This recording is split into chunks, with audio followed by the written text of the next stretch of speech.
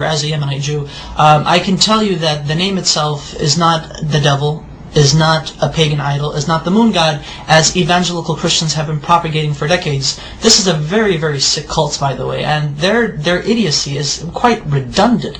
I mean, I can't even imagine if people would actually teach themselves these things and flatter themselves with these things, and at the same time claim to support Israel, when in actuality in Israel we say Allah, we say Yallah, we say these terms, these phrases are understandable to our understanding, that they are not in any way, shape or form to what they say, to what evangelical Christians say is basically the devil. No, we understand what the name Allah means, what it signifies. Take the dictionary of the Hebrew language. I take the dictionary and I actually took the name of God, which is through etymology is the three letters Aleph, Lamed, Veh.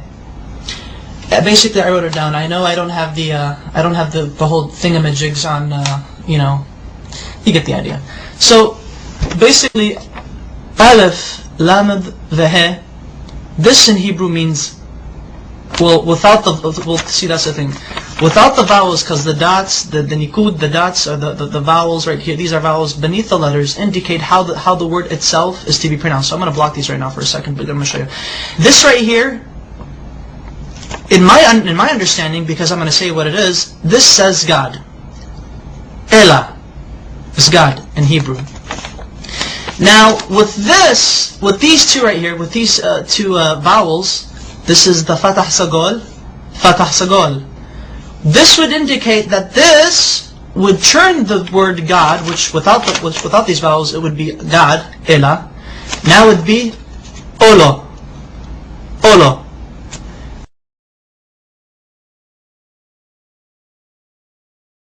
Olo means a curse, an oath, or a covenant. Christian evangelicals love to use this. They like to say, but you see, Allah, with these vowels, indicates that Allah is a curse. Therefore, the Muslims are worshipping an evil God who was a curse onto humanity.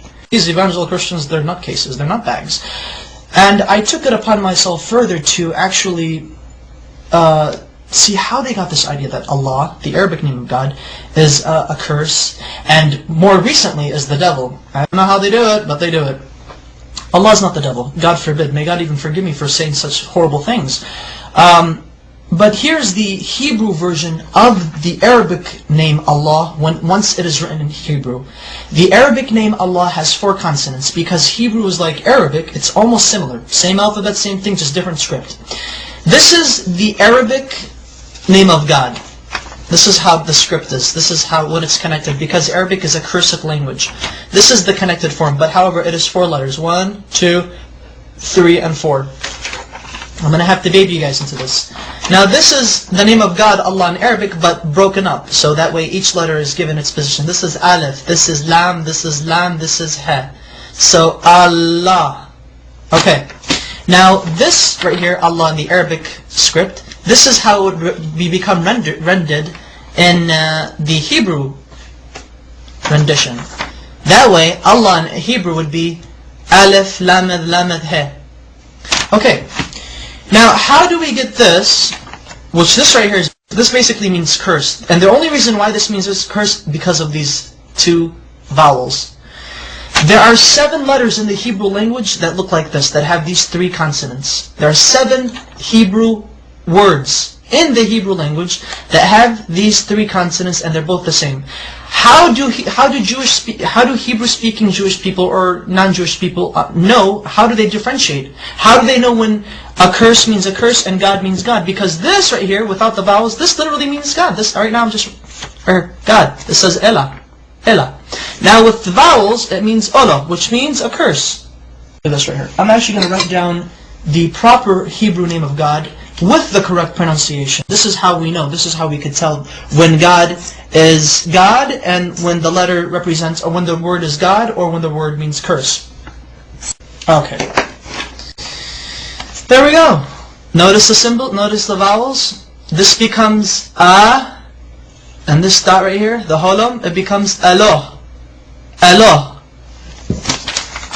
Olo and Alo. Olo. Allah. Can you see the difference? This right here, though they have the exact same letters, Exact same letters. Everything is rendered the same thing. However, the use of vowels in the Hebrew language allows us to make distinctions between the understandings of what the words mean, what they imply. This may mean curse, but this at the same time may mean God. Okay, that's fine. In Arabic, God can also be written without using two L's. So it could actually be Alif, Lam, the He. So, Ilah, which is the exact same thing as Allah.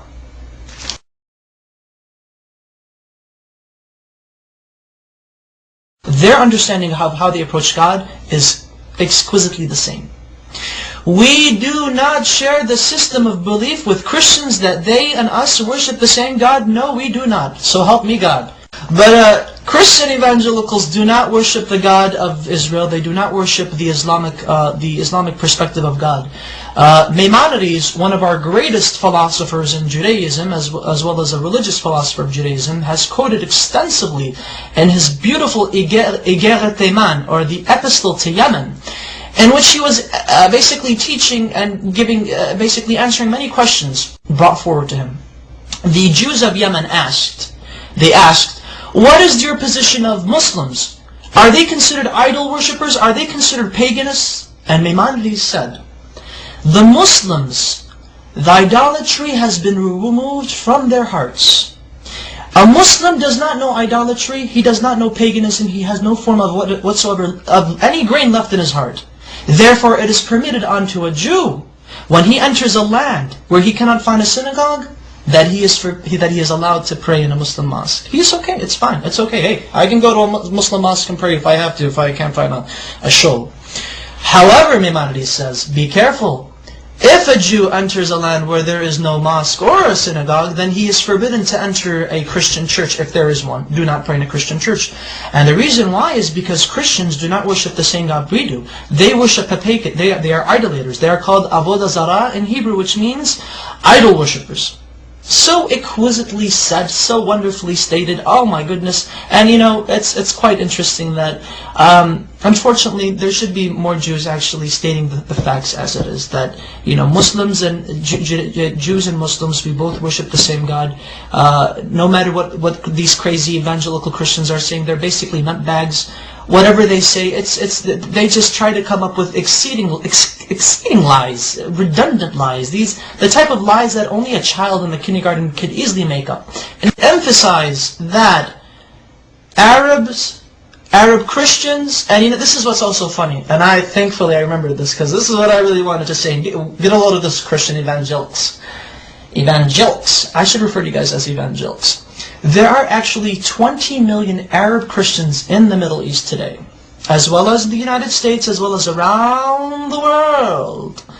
And Arab Christians and their religious services and their Sunday services and Mass or whatever God frickin' services they have, Arab Christians refer in the Arabic Bible, the Arabic translation of the Bible, they say Allah in reference to God.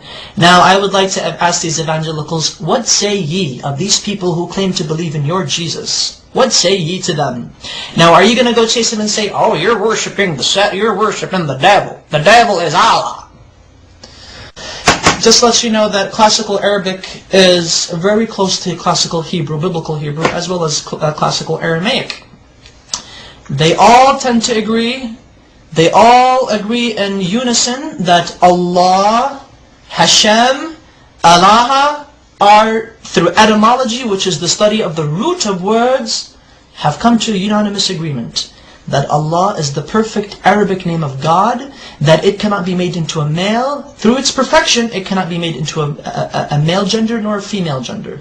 Rather, it is a neutral personification, not personification, but rather a neutral attribute to God. Such wonderful history.